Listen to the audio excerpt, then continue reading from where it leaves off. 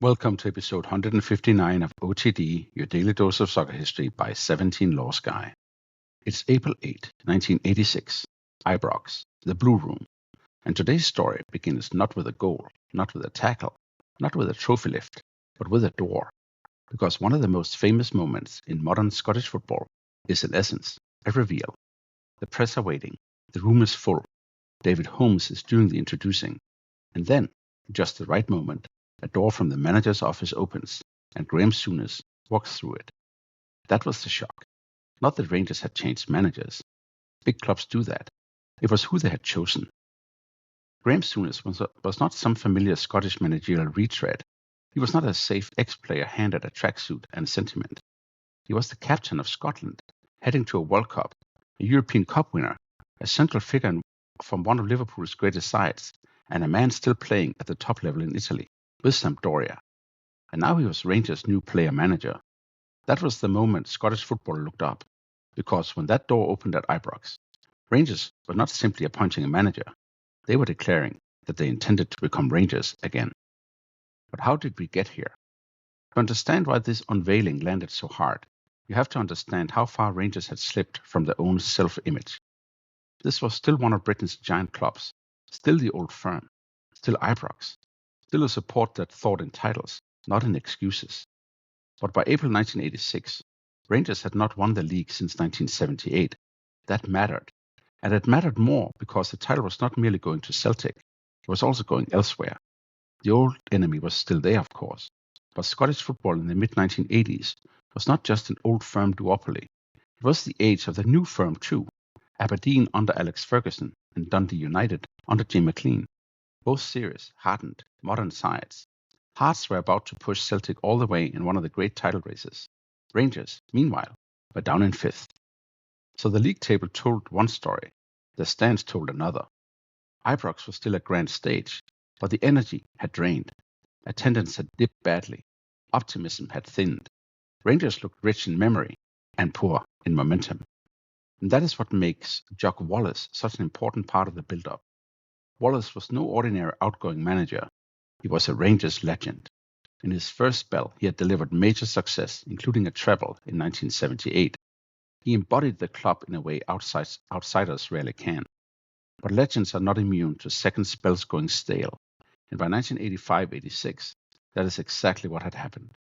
Rangers were not merely short of trophies. They looked stuck.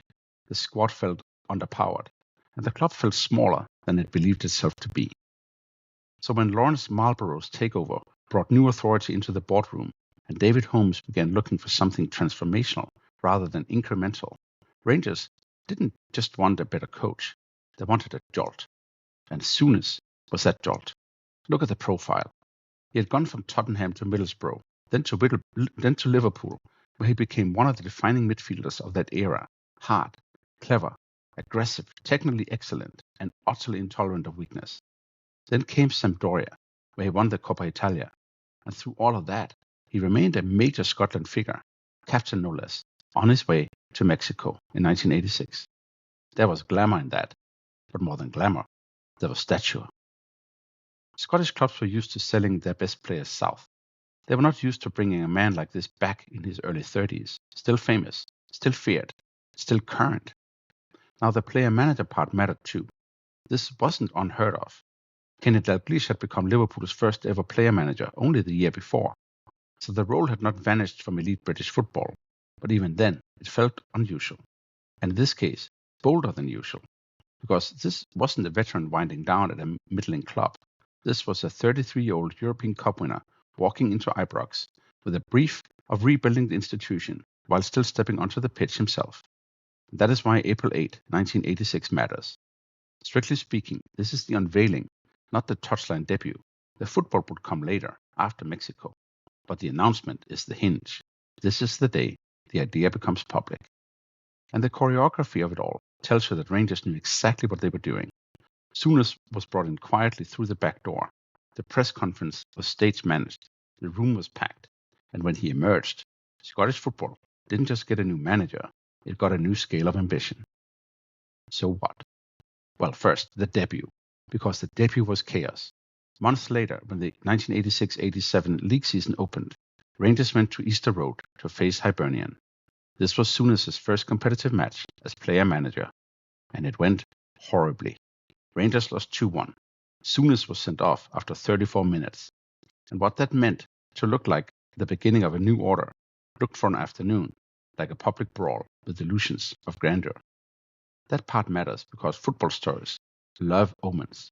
Only this one was false. The Hibs mess was not the beginning of failure. It was just the mess before the rebuild took hold. Because Souness changed Rangers fast. He changed how they thought about recruitment. He changed how they thought about standards. He changed how they thought about themselves. And here, the timing of Europe mattered. Because English clubs were under UEFA ban after Heysel. That gave Rangers an unexpected lever. Souness could say to elite English-based players, come north, play for a giant club, compete for trophies, and play European football. That was a serious pitch. Soon Terry Butcher arrived, then Chris Woods, then Graham Roberts. Later Gary Stevens, Trevor Stephen, Mike Haley, and Mark Walters would follow. This wasn't business as usual in Scotland. This felt imported from somewhere bigger, harder, more expensive, more ambitious. Souness didn't just bring players, he brought an atmosphere. Training sharpened, expectations sharpened, the dressing room changed. Rangers stopped behaving like a club that hoped to recover and started behaving like a club that expected to rule.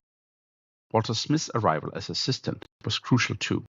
That part can get lost because Souness is still the headline figure, but Smith mattered enormously.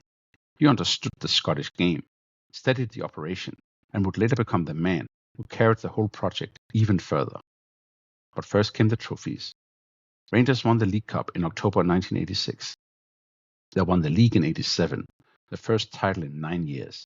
That was the real break in the weather. There was a setback in 87-88. No revolution runs in a straight line. But then the championship returned in 89 and stayed.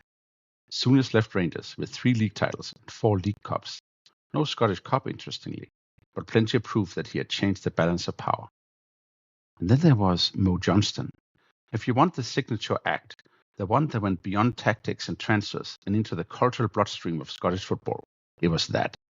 In 1989, Rangers signed Johnston, an openly Catholic former Celtic striker. That sent shockwaves through Glasgow and well beyond it. It was a football decision, yes. A very good player was a very good player. But it was also a statement that Souness was willing to stamp on old assumptions if they thought they were in the way. So what did Souness fundamentally change? Not everything. He didn't invent modern Scottish football.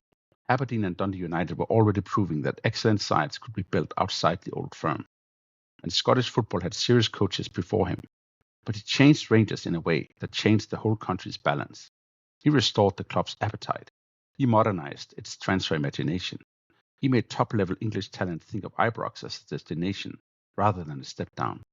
He helped push Rangers from drift into dominance. The biggest proof of that is what happened after he left.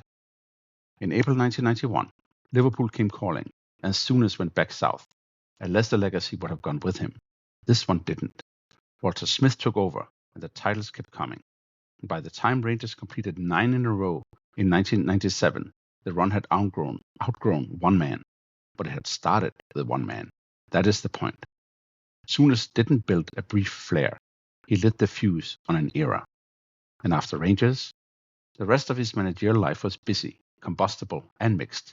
Liverpool, Galatasaray, Southampton, Torino, Benfica, Blackburn, Newcastle. There were successes. There were confrontations. There was never much moderation. In later years, he became a television pundit, left Sky Sports in 2023, received a CBE in 2024 for services to football and charity, and has devoted major energy to Deborah and its work on epidermolysis bullosa, which feels in its own way fitting, because even in retirement, Souness doesn't really do quiet. Before we go, 3 things to take away from April 8, 1986. First, this mattered because Rangers were not replacing one manager with another. They were trying to change the scale of their own future.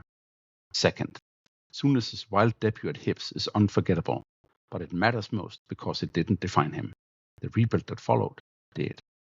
Third, his deepest legacy is not just the trophies he won himself.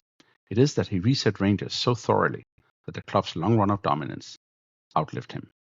On this day in 1986, Graeme Souness was unveiled as Rangers' new player manager, and when that door opened at Ibrox, a new era of Scottish football walked through with him. That's all for episode 159 of OTD, your daily dose of soccer history by 17 Lost Guy. If you enjoyed this episode, please follow the show, leave a 5-star rating, and share it with a football friend. Tomorrow, go to April 9, 1978, when Bobby Moore, yes, that Bobby Moore, made his debut in the Danish 3rd Division.